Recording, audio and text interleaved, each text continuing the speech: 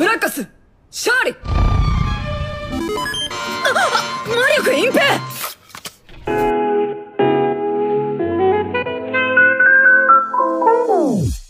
Halo para Nimars, yang taunya cuma rebahan sambil nonton menggunakan wifi tetangga. Gimana kabar kalian nih? Apakah masih aman wifi tetangganya? Nah, di video kali ini Mimin akan menceritakan atau membahas salah satu anime summer terbaru kali ini, yaitu anime genre action yang berjudul Seiken Gakuin no Makensuka yang sekarang udah nyampe ke episode kedua. Nah, buat kalian yang penasaran dengan apa yang akan terjadi di anime episode kali ini, langsung saja siapkan minuman, kencangkan celana dalam, dan yaps, tanpa banyak bacot, langsung saja kita ke alur ceritanya. Slepiu.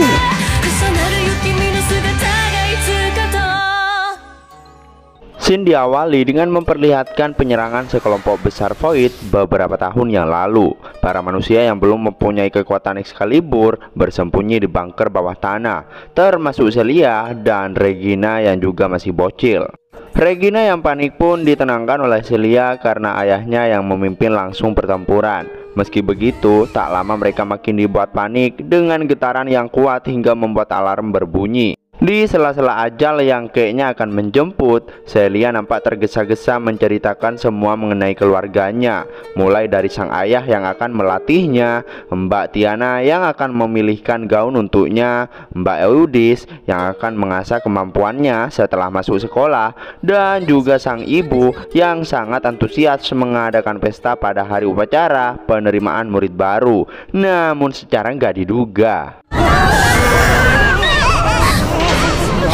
guncangan semakin besar hingga membuat alarm semakin nyaring berbunyi, yang tentu aja orang-orang makin panik dibuatnya. Di tengah Celia dan Regina yang lagi pingsan atau tertidur atau apalah itu, suasana yang kayaknya mulai tenang. Tak lama pintu pun terbuka. Kita pun ditunjukin betapa amburadulnya kondisi kota sekarang. Semua bangunan hancur lebur. 15 orang yang bersembunyi tadi berhasil selamat. Mereka tidak percaya ribuan pengguna Excalibur elit yang bertarung modar semua.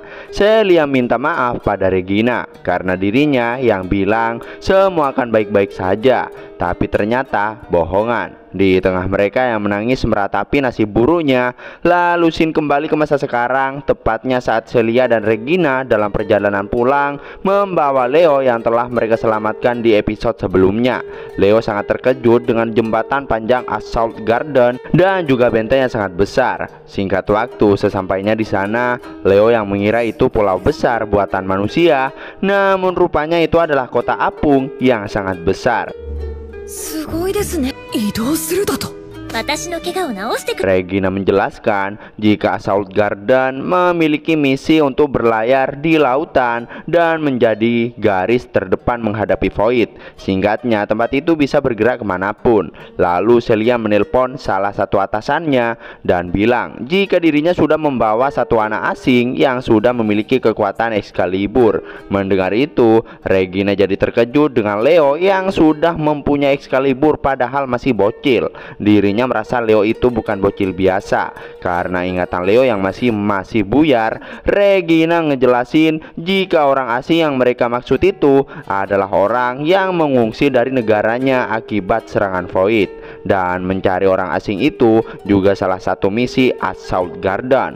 Mulai sekarang Leo akan tinggal di sana, tepatnya di Akademi Excalibur, lembaga pendidikan yang menjadi wadah untuk melatih para pengguna Excalibur. Dan Celia lah yang akan mengurus semua prosedurnya. Regina lalu pamit pulang duluan untuk belanja dan masak makan malam untuk mereka. Karena Leo merupakan orang asing yang baru mereka temukan, maka Leo harus melewati pintu pemindai supaya boleh masuk. Jadi Leo harus berjalan sendiri, sedangkan Celia akan menunggu di pintu keluar.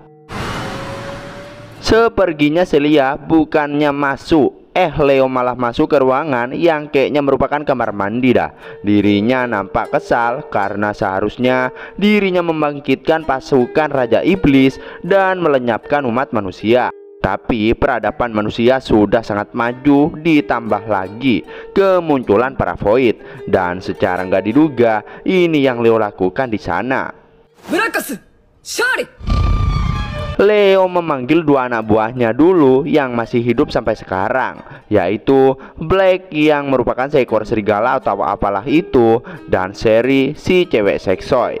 Tentu mereka terkejut dengan tubuh Leo yang berubah jadi bocil setelah ribuan tahun mereka nggak jumpa.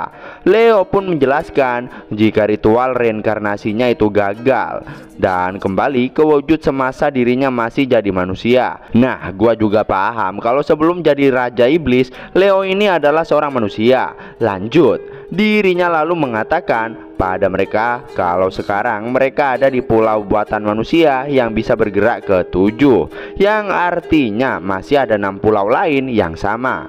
Dunia itu sudah jauh berbeda dibanding sebelum dirinya berinkarnasi. Jadi mereka harus menyelidiki kekuatan manusia sebagai persiapan membangkitkan pasukan Raja Iblis. Namun mereka dilarang menggunakan sihir karena sekarang sihir sudah langka. Takutnya mereka akan dicurigai. Sedangkan Leo sendiri akan menyusup ke Akademi Excalibur. Itu dirinya lakukan karena Leo masih membutuhkan makanan untuk tubuhnya yang masih bocil itu, sekalian mengumpulkan informasi. Niat Sherry yang ingin merawat Leo jadi gagal karena Leo yang akan masuk ke akademi.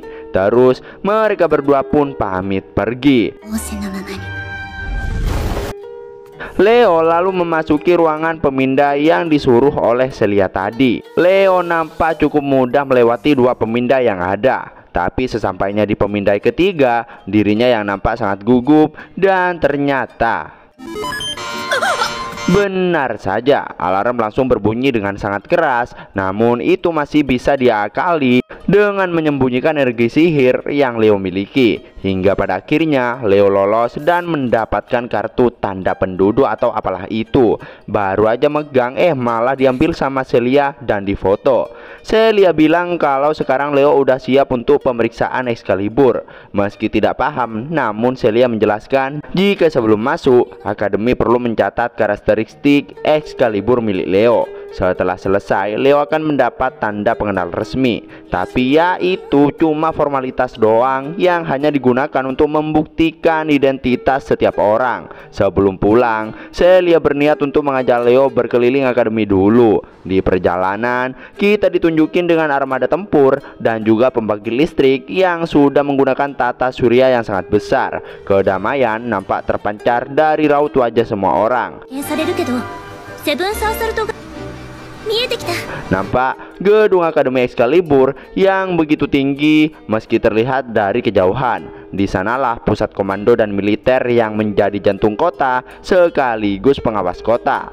Melihatnya Leo benar-benar syok parah karena itu bahkan lebih tinggi dari menara Deathhold yang pernah dirinya bangun dulu.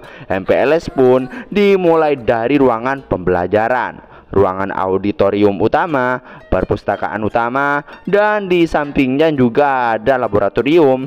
Melihatnya, tentu Leo sangat terkejut dengan fasilitas Akademi Excalibur yang ada. Ternyata itu baru separuh aja yang Celia kasih tahu. Sisanya masih ada aula dansa, tempat hiburan dan asrama, dan juga ada pemandian yang sangat besar.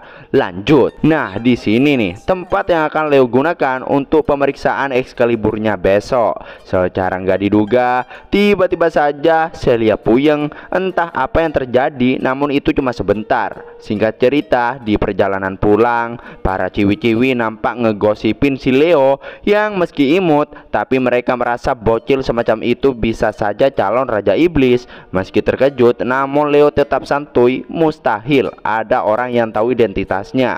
Tak lama datanglah sekelompok murid yang nampaknya sangat membenci Celia. Cowok pirang ini bernama Mosel Rhodes. Mosel mengomentari luka Celia yang pasti ia dapatkan karena sok menerima misi penyelidikan di luar kemampuannya. Leo sadar kalau Mosel itu bukan teman Celia. Meski Celia hendak pergi, namun Mosel menahannya dan ngebully Celia di hadapan Leo.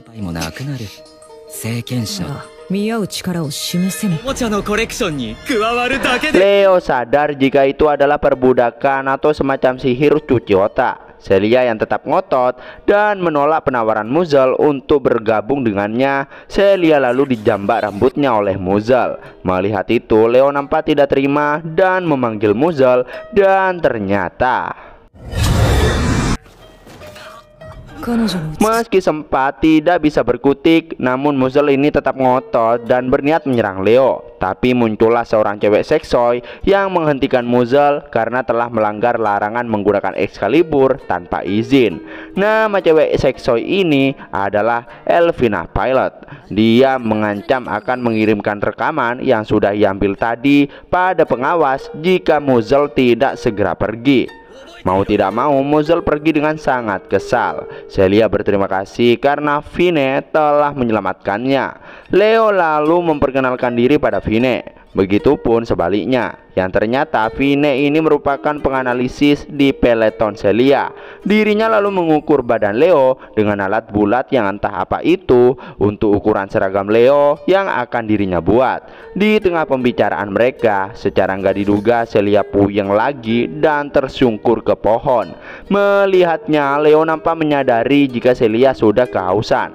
Entah apa maksudnya itu. Singkat cerita, di sore harinya, sesampainya di asrama peloton Celia, yaitu asrama Freshfolk, Leo yang bertanya kenapa asrama itu agak berbeda dibanding asrama yang ia lihat di jalan. Celia menjelaskan jika penentuan asrama ditentukan berdasarkan hasil kinerja peloton, yang artinya semakin banyak prestasi yang peloton itu dapat, maka peloton tersebut bisa berpindah-pindah asrama yang lebih bagus lagi. Celia lalu menunjukkan kamar Regina, yang mana di dalamnya nampak Regina yang udah tepar, mungkin karena kecapean terlalu banyak menggunakan energi Excaliburnya. Semua pintu di sana tidak terkunci karena model asrama yang udah sangat tua. Leo dibuat tak berkutik dengan kelakuan Celia yang tiba-tiba saja membuka pakaian di hadapannya. Meski bocil, ya tentu aja bocil-bocil kayak gini di zaman sekarang punya rasa kesangean yang luar biasa dah. Lanjut. Leo dibuat sangat terkejut lagi dengan kemunculan Celia yang tiba-tiba saja udah ada di dekatnya.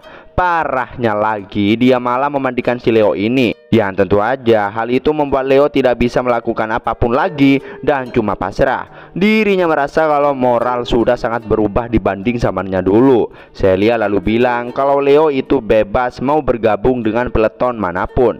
Meski begitu, jika berkenan, dirinya ingin Leo bergabung menjadi rekan pelotonnya. Leo lalu ngomong jika Celia tak punya kekuatan Excalibur, lebih baik minta perlindungan.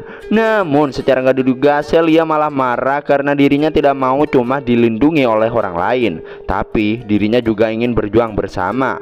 Belum selesai ngomong, dirinya malah pingsan lagi. Dan ternyata entah apa yang Leo lakukan, namun itu membuat Celia jadi tersadar. Leo lalu jujur pada Celia bahwa sebenarnya dirinya itu bohong, memulihkannya dengan kekuatan Excalibur. Dirinya tidak bisa menghidupkan nyawa yang sudah tiada.